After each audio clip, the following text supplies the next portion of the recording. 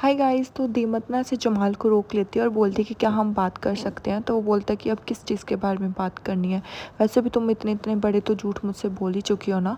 तो दीमत ऐसे चुप सी हो जाती है। वो बोलता है कि तुम क्या, हाँ। वो बोलती है कि मैं तुम्हें बताने, वो बोलता है कि क्या, क्या बताने वाली थी, अब तक तो तुमने बताया नहीं। तो मैंने कभी भी ये नहीं सोचा था कि तुम मुझसे झूठ बोलोगी। वो बोलती कि मैं तुमसे सच में झूठ नहीं बोलना चाहती थी, मतलब मैंने जस्ट तुम्हें बताना ज़रूरी नहीं समझा। वो बोलता है कि क्या बकवास कर रही हो, हाँ। वो आदमी तुम्हारा एक्स फियांसे है और तुम्हें अच्छा नहीं लगा और तुमने ज़रूरी नहीं समझा मुझे कुछ बताने के लिए। तो वो बोलता है कि एक्स है, वो एक्स एक्स फियांसे। तो वो बोलता है कि देखो, मैं और हकान जस्ट फ्रेंड्स हैं, इसके अलावा हम दोनों कुछ भी नहीं हैं। हमारी इंगेजमेंट हुई थी बट वो टूट चुकी है, इसके अलावा कुछ भी नहीं है। तो तुम किस चीज़ के लिए जेलस हो रहे हो। वो बोलता है कि सीरियसली तुम्हें खुद सुनाई दे रहा है कि तुम क्या बात कर रही हो। क्या एक एक्स बेस्ट, मतलब जो एक्स फियांसे है वो भी कभी हमारा फ्रेंड बना है। तो दीमत कहती कि इसी वजह से मैंने तुम्हें कुछ नहीं बताया था, कि मुझे पता था कि तुम इसी तरीके से रिएक्ट करोगे, तो इसीलिए मैं तुम्हें कुछ भी बताना ज़रूरी नहीं समझ रही। चलो रहने दो, अब हम इस चीज़ के बारे में बात ही नहीं करते। वो बोलता है कि हाँ, मैं भी एग्री हूँ इस चीज़ के लिए, क्योंकि कोई पॉइंट बचा ही नहीं है इस चीज़ के बारे में बात करने का।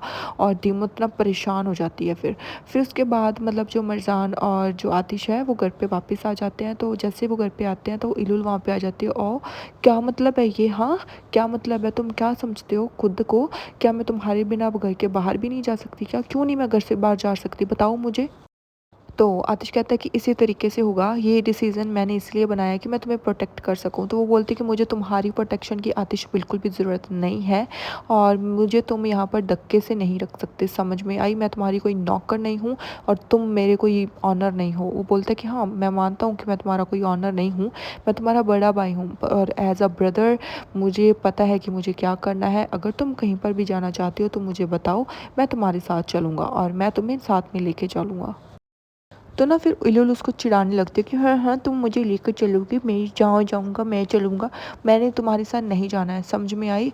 मैं एक बच्ची नहीं हूँ और मुझे पता है कि कहाँ जाना है फिर कहाँ नहीं। तो बोलता है कि हाँ, मुझे पता तुम बच्ची नहीं हो, पर बच्चों की तरह रिएक्ट तुम ज़रूर कर रही हो। चलो जाओ अंदर, जाओ अंदर जाकर बात करेंगे हम दोनों। फिर बोलती है कि मैंने कहा ना कि मैं कहीं नहीं जाऊँगी और मैं तुम्हारे साथ तो बिल्कुल भी नहीं जाऊँगी, समझ में आई। तो वो बोलती है कि मतलब क्या प्रॉब्लम है तुम्हारी, अब मेरे को यहाँ से जाना है और तुम मुझे इस तरीके से क्यों देख रहे हो। अब मैं कोई भी प्रॉब्लम नहीं क्रिएट करूँगी, जब मैंने बोल दिया ना, तो अब मुझे जाना है तो मुझे जाने दो ना। फिर ना इलुल मरजान को कहती है कि अपने हस्बैंड को बोलो कि मुझे इस तरीके से ट्रीट ना करे, मुझे बाहर जाने दे। तो मरजान कहती है कि मैं तुम दोनों के बीच नहीं फंसना चाहती, बहन भाई के बीच। तो इलुल उसको ना चिढ़ाने लगती है कि मैं तुम दोनों के बीच नहीं फंसना चाहती, तुम बीच में ही हो, तुम हम दोनों के बीच में ही खड़ी हो, समझ में आई। तो उसको आतिश को बुरा लगता है। आतिश बोलता है कि इलुल, इनफ, अपनी अब ना लाइन क्रॉस मत करो, समझ में आई। इतना नहीं बोल सकती तुम, अब चुप रहो और अंदर चलो। तो इतना कहते ही इलुल उसकी तरफ ऐसे देखने लगती है और मिर्जान भी उसकी तरफ ऐसे देख रही थी।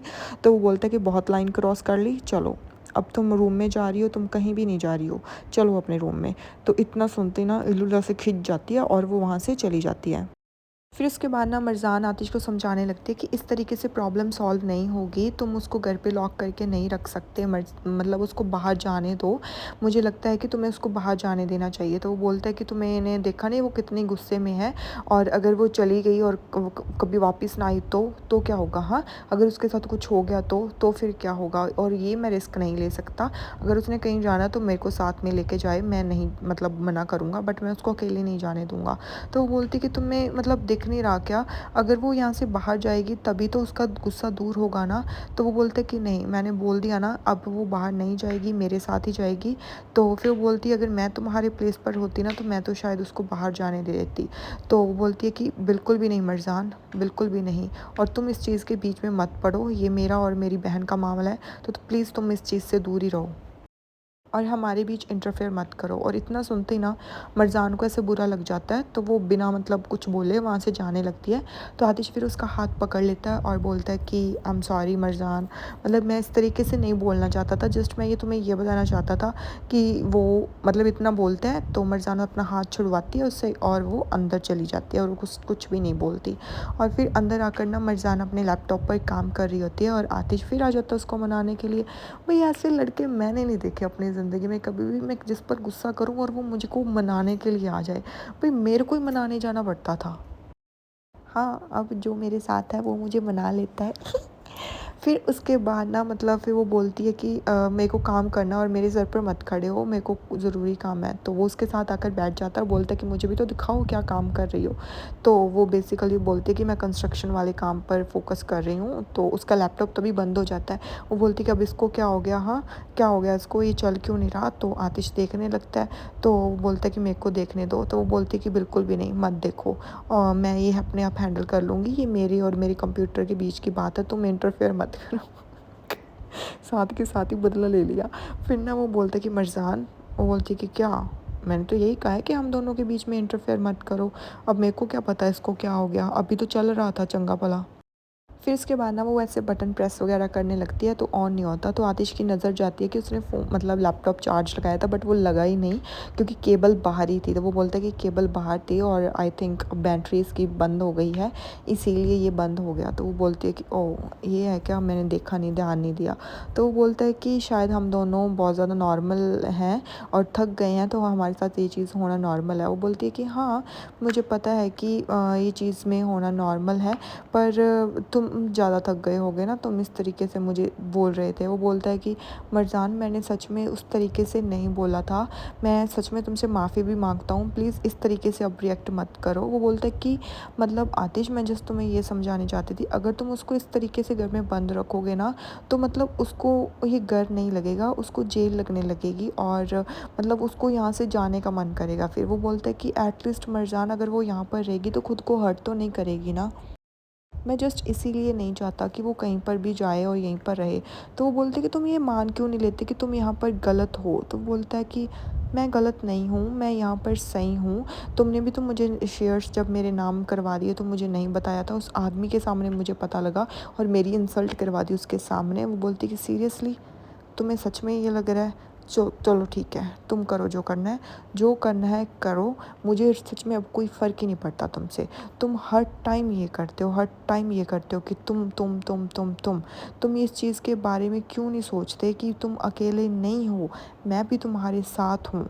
तुम अकेले नहीं हो, मैं अकेली नहीं हूँ, हम दोनों साथ हैं, हम दोनों इकट्ठे हम हैं। तुम हमेशा इसी चीज़ के बारे में क्यों बात करते रहते हो कि मैं देख लूँगा, मैं देख लूँगा। तुम अकेले क्यों देखोगे, मैं भी तुम्हारे साथ देखूँगी। समझ में आई, अगर तुम्हारा काम है तो उसमें मैं इंटरफेयर करूँगी, हमेशा करूँगी, आज भी करूँगी, कल भी करूँगी, परसों भी करूँगी। जब तक तुम मेरे हो तब तक तुम्हारा काम भी मेरा है, तुम्हारा दुश्मन भी मेरा है, तुम्हारा प्यार भी मेरा है। समझ में आई। और हाँ, आज के बाद ना मेरे साथ ये काम करना बंद कर दो, हमेशा बोलना कि मैं। अगर यही तुम करते रहे ना तो हम सच में बहुत ज़्यादा दूर हो जाएंगे। फिर उसके बाद वो जाने लगती है तो आतिश उसका हाथ पकड़ लेता है, बोलता है कि कहाँ जा रही हो। बोलती है कि जहाँ पर तुम ना होंगे वहाँ पर जा रही हूँ। तो वो बोलता है कि चलो कोई बात नहीं, तुम यहीं पर रहो, मैं ही चला जाता हूँ। और वो वहाँ से चला जाता है और मिर्जान वहीं पर खड़ी रह जाती है।